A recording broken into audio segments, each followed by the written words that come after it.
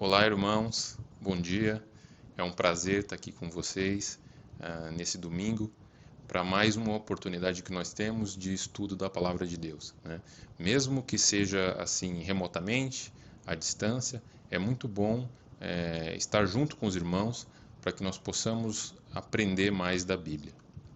E na aula de hoje nós vamos estudar um tema que é um mandamento que o Senhor Jesus deu para nós, ele deixou para nós esse mandamento logo no final do seu ministério, aqui, quando ele estava próximo a ser crucificado. E esse mandamento é algo que nós temos que aprender e colocar em prática na nossa vida diariamente, né? Então, a nossa aula de hoje ela vai ter o tema de sede servos uns dos outros. Então, para que a gente comece essa aula, vamos fazer uma oração. Senhor Deus, Pai, eu quero te agradecer por mais uma oportunidade de estudo da Tua Palavra.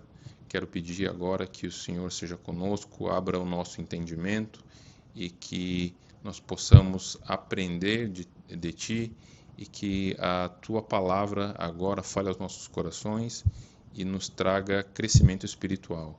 Quero pedir a Tua bênção para a vida de cada irmão aqui, que está em casa, nesse momento de dificuldade, mas está tirando tempo para estudar a Tua Palavra, que o Senhor venha a abençoar e ensinar para que os frutos desse estudo possam ser vistos nas nossas vidas.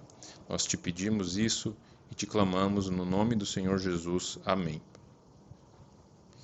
Bem, irmãos, nós vamos ler hoje, como texto base, o capítulo 13 do Evangelho de João.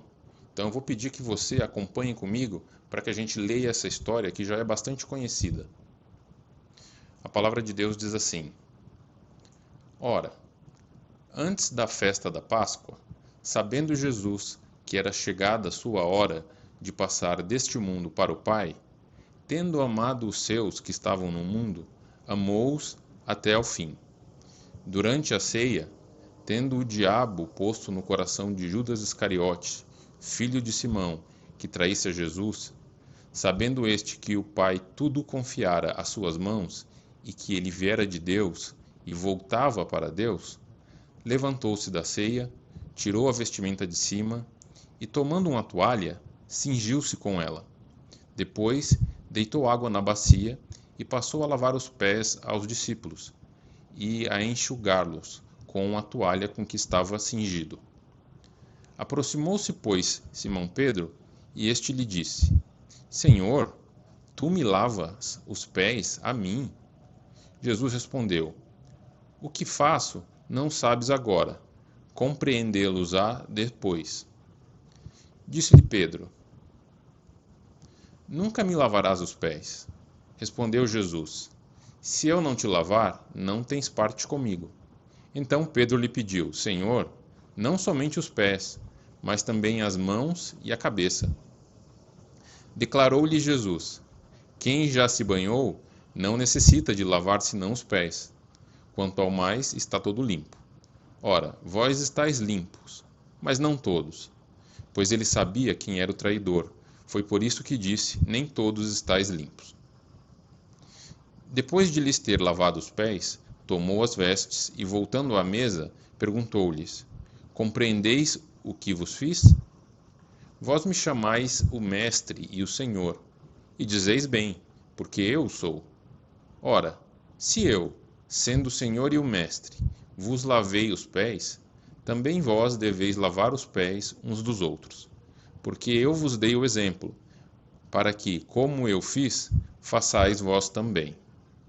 Essa passagem ela ocorreu no contexto da última ceia, né, quando o Senhor Jesus estava prestes a ser traído e crucificado para depois ressuscitar, né? E nesse momento, Jesus escolheu trazer mais um ensino aos discípulos, mas não é simplesmente um ensino, era também um mandamento, uma ordem que os discípulos devem cumprir, né, deviam cumprir, e que nós também, como discípulos de Jesus hoje, também devemos cumprir. O interessante nessa passagem é que, para ensinar esse mandamento, Jesus ele não pregou simplesmente para os discípulos, ou ele não deu simplesmente uma aula, ou ele simplesmente não contou uma parábola. Mas ele fez algo diferente, né? Ele criou todo um cenário, ele criou uma situação um tanto inesperada ali para os discípulos. O texto diz que ele tirou a veste de cima, né, se enrolou numa toalha e colocou água numa bacia e foi lavando os pés de cada um dos discípulos, né? E quando ele começou a fazer isso, os discípulos entenderam claramente o que estava acontecendo ali, né? E o texto mostra, que através de Pedro, que eles ficaram surpresos e talvez até um pouco escandalizados com aquilo. E para entender essa reação dos discípulos, né, e também por que Jesus teve essa atitude de lavar os pés, nós temos que voltar um pouco atrás e entrar um pouco na cultura daquela época, né? A gente tem que lembrar que o contexto em que Jesus e os discípulos viviam ali era um tempo em que as pessoas não tinham sapatos fechados, né? As pessoas usavam sandálias, que eram abertas. Nós vemos até uma referência a isso quando João Batista diz que ele não é digno de desatar as correias das sandálias de Jesus, porque era esse o calçado que as pessoas usavam. E a maioria das ruas também ali não eram nem calçadas, né? Então as pessoas andavam com sapatos abertos por estradas de terra, estradas com barro, né, pelas ruas da cidade, e era comum que elas chegassem ao seu destino com os pés sujos. E por isso também era comum que as pessoas lavassem seus pés quando chegassem ao seu destino ou tivessem seus pés lavados. Inclusive, essa lavagem dos pés era algo que um anfitrião oferecia para uma visita, quando a visita chegava em casa. Nós hoje oferecemos cafezinho para nossas visitas. Eles, na época, ofereciam uma lavagem de pés. Nós vemos isso no texto de Lucas 7, versículo 44, quando Jesus entra na casa de um fariseu, ele é uma visita ali, né, e ele menciona que o fariseu não ofereceu água para que ele lavasse os pés. Agora, mais importante do que a lavagem dos pés em si, é a questão de quem realizava essa lavagem de pés. Voltando de novo no contexto judaico ali de Jesus e dos discípulos, a gente tem que lembrar que eles viviam em Israel, mas dentro de um contexto histórico onde eles estavam debaixo do domínio do Império Romano, né? E era comum, fazia parte da estrutura social do Império Romano que as camadas mais baixas da sociedade fosse formada por escravos e servos. Os historiadores mesmo dizem que na sociedade romana os escravos eram a base da sociedade, e se você tirasse os escravos, ela entraria em colapso. E ali, por conta do contexto romano, Israel também tinha ali muitos servos e escravos. Nós vemos inclusive isso na Bíblia. Nós vemos, por exemplo, em Efésios capítulo 6, versículos 5 a 8, existem ordens que o texto dá para os servos e escravos que eram crentes, ensinando como é que esses irmãos deveriam se portar ali na sociedade. Nós também encontramos em 1 Coríntios 7, versículo 21, uma passagem onde o apóstolo Paulo ele menciona, ele fala aos escravos crentes que caso eles tenham uma oportunidade de se tornarem livres, que eles aproveitem essa oportunidade. E nós temos também a epístola de Filemon, que foi escrita também pelo apóstolo Paulo, e que trata da situação de um escravo crente chamado Onésimo. Então essas pessoas estavam bem presentes ali na sociedade, eles eram a classe mais baixa, e eram essas pessoas da classe mais baixa que faziam essa lavagem de pés. Então quando um anfitrião recebia visitas em casa, ele oferecia uma lavagem de pés, não era ele, o dono da casa, que ia fazer isso. Eram os servos ou os escravos. E quando os discípulos viram Jesus ali fazendo aquilo, lavando os pés deles, eles ficaram surpresos, né? E nós vemos pelo versículo 6 que Pedro achou aquilo um absurdo, né? Ele achou que não tinha cabimento que Jesus, o Salvador, o Messias, tivesse ali agora, na sua visão, se rebaixando para lavar os pés dos discípulos. E na verdade essa atitude de Pedro, ela mostra a nossa atitude humana, né? Nós somos assim, nós fazemos, como a Bíblia diz, acepção de pessoas, nós classificamos pessoas em mais importantes ou menos importantes, e nós normalmente não queremos servir ao outro, o contrário, nós queremos ser servidos. Nós vemos isso também na vida dos discípulos. Por exemplo, lá em Lucas 22, versículo 24, nós vemos que em uma certa ocasião os discípulos estavam discutindo quem seria o maior ou o mais importante entre eles.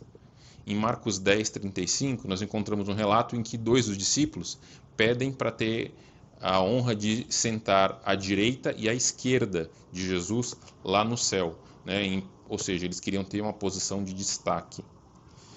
Mas o mandamento de Jesus mostra que nós temos que, na verdade, agir de uma forma diferente, não dessa forma que a nossa natureza humana normalmente espera e nos impulsiona a agir. Então nós temos aí no versículo 14 e versículo 15 o mandamento de Jesus, que nós devemos ser servos e devemos servir uns aos outros. Essa atitude de servo, ela deve ser constante. Nós devemos procurar obedecer esse mandamento de forma consciente e proposital. Assim como nós tiramos tempos para orar, ler a Bíblia, nós nos preocupamos em ofertar, né, e servir a Deus com os nossos bens, nós também devemos nos preocupar em servir ao próximo, servir ao nosso irmão. E Jesus deixou isso claro também para os discípulos numa outra ocasião, que é justamente aquela em que eles estavam discutindo quem seria o maior entre eles. Nós lemos lá em Lucas, capítulo 22, o texto que diz: "Mas Jesus lhes disse: os reis dos povos dominam sobre eles, e os que exercem autoridade são chamados benfeitores. Mas vós não sois assim, pelo contrário, o maior entre vós seja como o menor, e aquele que dirige seja como o que serve." Então nós temos aí a ordem de Jesus e o exemplo que ele deu ao lavar os pés dos discípulos. Mas essa lavagem de pés não foi também o único momento em que Jesus se colocou na posição de servo. Muito pelo contrário, a Bíblia mostra que o Senhor Jesus, ele viveu uma vida em atitude de servidão, sendo sempre servo. Tanto com relação a Deus, servindo ao Pai, como também servindo aos homens, servindo ao próximo. O texto de Isaías 42 profetizava que isso ia acontecer, né? E no texto de Isaías, o Messias, ele é chamado então de o servo do Senhor. E foi isso que Jesus fez aqui, ele serviu a Deus. E ele também serviu ao próximo, né? E a maior expressão dessa atitude de servo para com o próximo foi a cruz, conforme nós vemos em Filipenses 2, de 5 a 8. O texto diz assim: "Tende em vós o mesmo sentimento que houve também em Cristo Jesus, pois ele, subsistindo em forma de Deus, não julgou como usurpação o ser igual a Deus. Antes, a si mesmo se esvaziou, assumindo a forma de servo, tornando-se em semelhança de homens e reconhecido em figura humana. A si mesmo se humilhou, tornando-se obediente até a morte e morte de cruz." E a palavra de Deus vai nos ensinar que nós devemos ser servos também em outras passagens, como por exemplo na primeira epístola de Pedro, capítulo 4, versículo 10, que diz assim: "Servi uns aos outros, cada um conforme o dom que recebeu, como bons dispenseiros da multiforme graça de Deus." Quem escreveu isso foi o mesmo Pedro, que num primeiro momento se sentiu escandalizado e não queria deixar que Jesus lavasse os seus pés. E bem, como é que eu posso servir então? Como é que eu posso obedecer a esse mandamento? Se nós voltarmos aí no texto de 1 Pedro 4,10, nós vamos ver que o texto ele não apenas nos dá a ordem de servir, mas ele também nos mostra o critério ou o procedimento que deve ser seguido para que isso aconteça. O texto diz que nós devemos servir uns aos outros, cada um conforme o dom que recebeu. Nós vemos aí na passagem que esse serviço ao próximo vai ser feito no contexto dos dons espirituais que nós temos. A Bíblia é muito clara em nos mostrar que os salvos todos têm dons espirituais que nós recebemos através do Espírito Santo. Se você é salvo, se você é o filho de Deus, se você é crente, então você tem também dons espirituais. E é a partir desses dons que o serviço vai ser realizado. E embora a gente não tenha tempo para falar aqui agora de forma pormenorizada dos dons, nós podemos dar uma olhada rapidamente na classificação que Romanos 12 faz dos dons. Esse texto ele classifica os dons dentro de áreas em que eles podem ser utilizados, e são nessas áreas que nós podemos servir. Então nós temos exemplos da área de palavra, serviço, ensino, exortação, contribuição, liderança, misericórdia. E é importante nós lembrarmos também que quando nós servimos a Deus, as atividades que nós realizamos para Ele não são criadas ou inventadas por nós mesmos. Elas são obras que Deus, na verdade, já preparou com antecedência para que nós a coloquemos em prática. Nós vemos isso em Efésios 2, capítulo 10. O texto diz assim: pois somos feitura dele, criados em Cristo Jesus para boas obras, as quais Deus de antemão preparou para que andássemos nela. Então, todas as atividades que nós vamos realizar servindo ao próximo, ou todas as oportunidades que nós temos de servir, na verdade, elas já estão criadas, elas foram preparadas por Deus para que nós as executemos. E nós vamos fazer isso debaixo da direção do Espírito Santo, e o Espírito de Deus vai nos usar através dos dons que Ele mesmo nos concedeu. E eu gostaria também de dar aqui alguns exemplos que a Bíblia nos mostra de formas de servir que não estão necessariamente ligados ou limitados a dons espirituais.